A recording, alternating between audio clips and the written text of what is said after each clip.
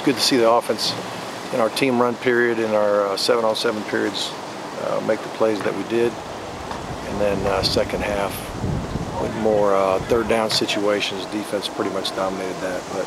But I mean, it's a good day of competition overall, and glad we got practice number 10. Is that 10? 10. All right. Who's got a question? Mark, any leftover thoughts and review of the scrimmage after, I'm assuming you watched tape and everything? Yeah. Offensively, very few times did we have a situation where the play didn't have a good chance of success. It was just, and a lot of times if you get a -2 yard on a run, you might think that's the worst thing that ever happened. But you watch tape and you see everybody did their job, but you got a little double team. You got a double team up to a backer, and then both guys go to the backer and let the guy go. Everything else is blocked beautifully. If they just stayed on the double team a half a second longer, we're ripping through there for, you know, a good 15-20 yard gain. You know, so that's promising when you see that on tape. When you see 3 guys, 4 guys messing up, and you're like, oh my goodness, we got no clue what we're doing, and that's a scary day. So most of it was that 1 or 2 guys offensively, or spring, like I said after the scrimmage, you know, you spring a guy wide open, and then you just miss him, barely miss him. Well, you missed him. You got to get it to him. If you hit him, now you got a 75-yard touchdown. Early in the scrimmage, that kind of changes the whole. It changes the game. It changes the scrimmage too. So, just, you know, we got to hit the target when it's there, and then we got to, you know, everybody along the line, everybody on the offensive team has got to just execute every play. Every guy's got to do his job, and the good news was it wasn't like a massive amount of guys each play. It was probably 1 or 2 here and there. And then, but we did have good plays. We did have good plays, so that's good too. The scrimmage coming up this Saturday. Right. Do you change anything? Do you have a leader going in as quarterback? Do you, you know, is it a different format? I just hadn't decided yet on that, but you know, we pretty much have been rotating quarterbacks all along, giving so many guys work with the 1s, with the 2s, with the 3s, trying to make that decision.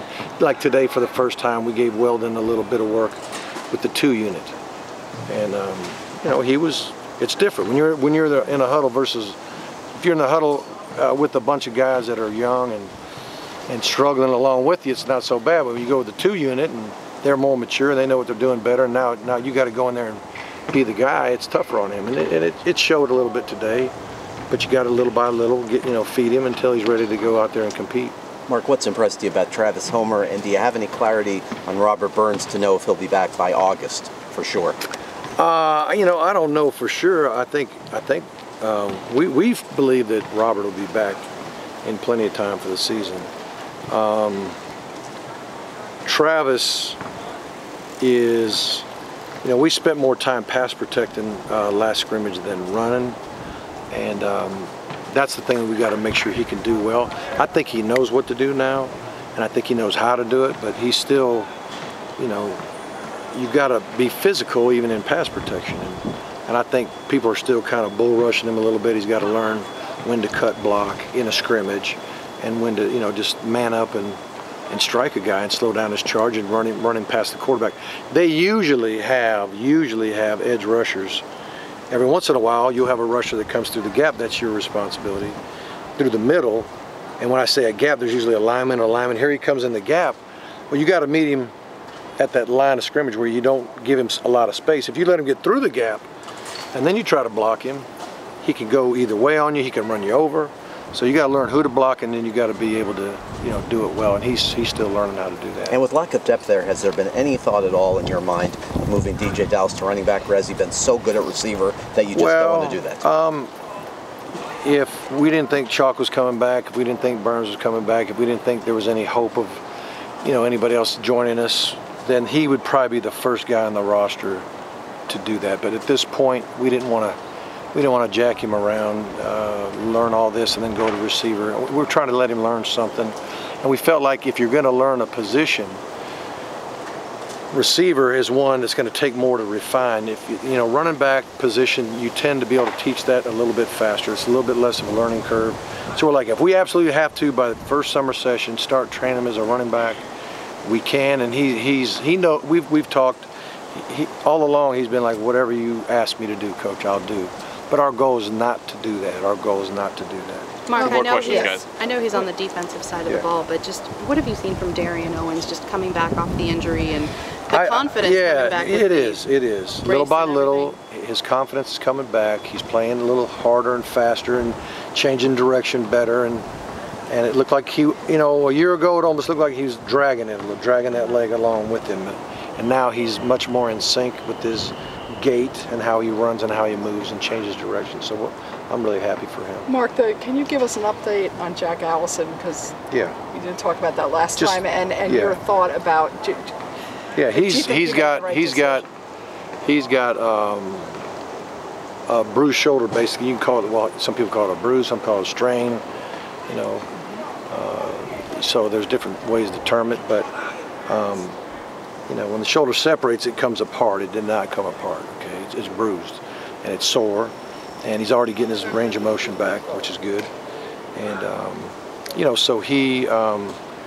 I mean, he's day by day. I saw him this morning in there doing a lot of this when he couldn't do that the day before. So things are moving in a good direction as far as that's concerned. Do you think that was the right decision to let them get hit?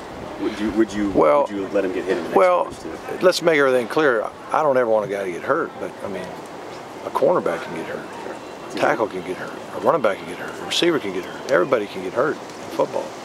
Okay. You know, my goal was not for anybody to get hurt. My goal was to learn as much as I could learn about these guys who are competing for the most important job on the team. And the rate we were going, I wasn't getting a lot of clarity.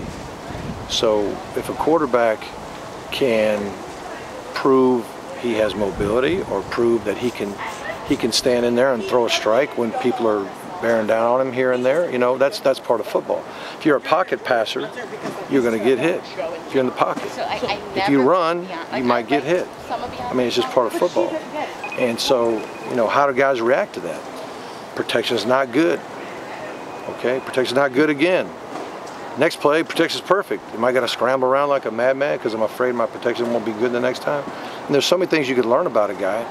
And if you wait till game one and you base your decision on everything but true reality in football, then you might be making the wrong decision.